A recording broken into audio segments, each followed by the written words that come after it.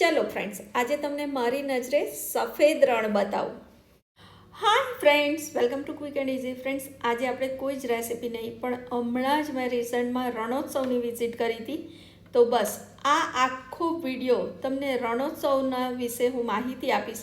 અને ફ્રેન્ડ, એટલું સરસ કુદરતની અદ્ભુત ભેટ કહી શકાય, એટલું સરસ આ સ્થળ છે. અને જેણે પણ મુલાકાત લીધી હશે ને, એના માટે જીવનભરનું સંભાળણું બની રહે એવી રીતે. વર્ષો પહેલાં તમને કોઈ કચ્છનું નામ લે ને, તો તમારી આંખ સામે એક સૂકો ખારો પાટ, કે જ્યાં રણ છે પણ રેતી વગરનું રણ. રેતી વગરનું રણ એટલે કે ખારો પાટ આવેલો છે. અને ત્યાં બિલકુલ ગ્રીનરીના નામ શેષ થઈ ગયેલું, સામાન્ય ગ્રીનરી. તમને આવી સૂકી જમીન જ જોવા મળે. અને જ્યાં જુઓ ત્યાં બસ આવું ખુલ્લા મેદાનો જોવા મળે. એવો કચ્છનો પ્રદેશ તમારી આંખ સામે જુઓ. પણ એ જ કચ્છ પ્રદેશ આજે તમે જુઓ ને, તો એકદમ હરિયાળો, તમારી આંખો ઠરે ને એટલી સરસ લીલોતરી. અને ખેતરમાં ખેતી તો એટલી બધી સરસ થયેલી છે ફ્રેન્ડ્સ. જ્યાં જુઓ ને ત્યાં તમને આવા દ્રશ્યો જોવા મળે. કેટલો બદલાવ આવી ગયો છે ફ્રેન્ડ્સ. રણોત્સવની નજીક તમને આવા ઘણા બધા પ્રાઇવેટ ટેન્ટ કેમ્પસ જોવા મળશે. જો તમે ટેન્ટ સિટીમાં અફોર્ડ ના કરી શકો, કારણ કે ટેન્ટ સિટીનું પર પર્સન બેઝિક ભાડું લગભગ 7,000 રૂપિયા છે, તો તમને આવા પ્રાઇવેટ ટેન્ટ એનાથી લગભગ અડધી પ્રાઇઝમાં અને સરાઉન્ડિંગ 1 કિલોમીટરના એરિયામાં જ આવેલા છે. અને ટેન્ટમાં બેઝિક ફેસિલિટી બધી જ હોય છે, નીટ એન્ડ ક્લીન હોય છે. તો તમે જો તમારે ટેન્ટ સિટીમાં નથી રહેવું, તમે સડનલી પ્લાન કરો છો, તમારું પ્રાઇવેટ વ્હીકલ લઈને આવો છો, તો આ તમને નજીકના ટેન્ટ કેમ્પસમાં રહેવાનું મળશે. અમે જે ટ્રાવેલર્સ એજન્સી થ્રુ ગયા હતા ને, એમણે જ આ અમારા ટેન્ટનું બુકિંગ કરાવ્યું હતું. અને ટેન્ટ રહેવામાં બહુ જ કમ્ફર્ટેબલ હતું, બહુ સ્પેશિયસ હતું અને નીટ એન્ડ ક્લીન હતું. જો તમને રાત્રે હું તમને નજારો બતાવું કે અમારું જે ટેન્ટ કેમ્પસ કેવું હતું. અને આ કાળા ડુંગર ઉપરથી તમને જુઓ કે વ્હાઇટ ડેઝર્ટ કેટલું સરસ. એક બાજુ અફાટ દરિયો જ્યાં એકદમ બ્લુ પાણી છે, અને બીજી બાજુ ખારું મીઠાના રણ છે. તો તમને એ દ્રશ્ય જોવાનું પણ ખૂબ મજા પડશે. હવે તમે પાર્કિંગ સ્લોટથી તમારે છેક ડેઝર્ટ સુધી, રણ સુધી જવા માટે તમે ઊંટ ગાડીમાં જઈ શકો. પણ મારે તમને બધાને એક ખાસ રિક્વેસ્ટ કરવી છે કે જે લોકો પાન પડીકી ખાતા હોય ને, તો પ્લીઝ પ્લીઝ પ્લીઝ કુદરતની આટલી સરસ ભેટને તમે ગંદી ના કરશો. મેં ત્યાં ઠેર ઠેર જોયું કે લોકોએ પાન પિચકારી ખાઈને એટલી બધી પિચકારી મારી હતી અને રણને આટલા સરસ એરિયાને ગંદુ કર્યું હતું. તો પ્લીઝ ફ્રેન્ડ, એવું ના કરશો. અને જુઓ, મીઠું તમે હાથમાં લઈને અડો ને, તો પણ તમને લાગે કે ના, ખરેખર આ બહુ જ અદ્ભુત, તમે એટલી સરસ ફિલિંગ્સ આવે ને.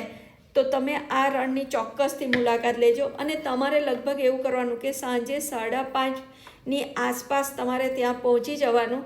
એટલે એ ટાઈમે થોડોક ડે ટાઈમ હોય તો તમારે સેલ્ફી છે, ગ્રુપ ફોટો છે, કે તમારે કોઈ એક્ટિવિટી કરવી હોય તો તમે કરી શકો. ત્યાર પછી સનસેટ તમે ત્યાં એન્જોય કરી શકો અને સનસેટ પછી તમે પાછા આવી શકો. ફ્રેન્ડ્સ, તો તમે આ ચોક્કસથી એકવાર રણોત્સવની મુલાકાત લેજો. હવે તમે જોયું ને કે અત્યારે સાંજના લગભગ 6 વાગ્યા છે અને સનસેટનો ટાઈમ 6:30 વાગ્યાનો છે. એટલે અમે લોકો 5:30ની આસપાસ અમે ત્યાં પહોંચી ગયા હતા અને 1 કલાક અમે ત્યાં ટાઈમ સ્પેન્ડ કર્યો. ઘણી બધી સેલ્ફી પણ લીધી અને બેસ્ટ મેમરી ઓફ લાઈફ કહી શકાય. ખરેખર તમે આ રણ જુઓ ને, તો તમે માની જ ના શકો કે બાકીના 8 મહિના આ જગ્યા ઉપર દરિયાનું પાણી હોય છે, અને જે દિવાળી પછી એટલે કે નવેમ્બરમાં આવું મીઠું થઈ જાય છે ને કુદરતનો અદ્ભુત નજારો.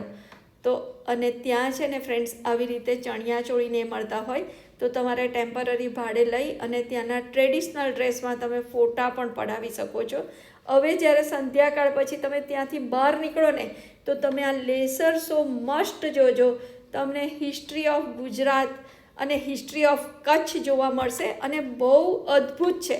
તો તમે થોડોક ટાઈમ એ રીતે પણ કાઢીને જ જજો કે તમે આ લેસર શો જોઈ શકો. અને એની સાઉન્ડ સિસ્ટમ તો બરાબર એટલી સરસ છે ને કે તમને સાંભળવાનું ગમે અને જોવાનું પણ ગમે, અને તમારા નોલેજમાં પણ વધારો થાય.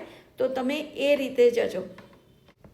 અને ફ્રેન્ડ્સ, રિટર્નમાં આવી એકદમ શણગારેલી ઊંટ ગાડીમાં પાછું પાર્કિંગ સ્લોટ સુધી આવું છે ને મજાની સફર.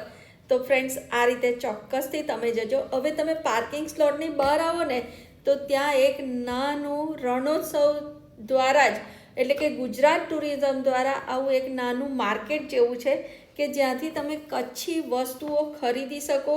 ફૂડ કોર્ટ છે, ત્યાંનું જે લોકલ ફોક મ્યુઝિક છે એ પણ તમે એન્જોય કરી શકો. ફ્રેન્ડ્સ, જો પોસિબલ હોય ને તો તમે આ રણોત્સવ માટે એટલે કે વ્હાઇટ ડેઝર્ટ જોવા તમે પૂનમ આવતી હોય ત્યારે બને તો ટ્રાય કરજો. એ નજારો બહુ અદ્ભુત સ્પીચલેસ છે. તો તમે એ ટ્રાય કરજો કે તમે પૂનમ વખતે આવી શકો. ના આવો તો રેગ્યુલર હું આવી એવી રીતે તો તમે આવી જ શકશો. જેણે પણ સફેદ રણની મુલાકાત લીધી છે ને એણે મારો વિડીયો જોયો હશે ને તો એમની મેમરી ચોક્કસથી ફરી રિફ્રેશ થઈ ગઈ હશે ફ્રેન્ડ્સ. અને તમારી આંખ સામે પણ એ નજારો આવી ગયો હશે જે તમે ત્યાં જોયું હતું. ફ્રેન્ડ્સ, જો તમને મારો વિડીયો ગમ્યો હોય ને તો તમારા ફ્રેન્ડ સાથે શેર ચોક્કસથી કરજો. મારી ચેનલને સબસ્ક્રાઈબ કરી મને સપોર્ટ કરજો. Thank you.